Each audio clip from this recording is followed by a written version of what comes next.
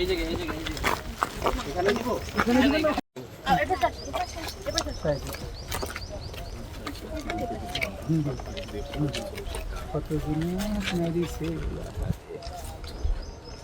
আসলে আজকে আপনারা জানেন যে আমার সংসদের শপথ গ্রহণ অনুষ্ঠান ছিল।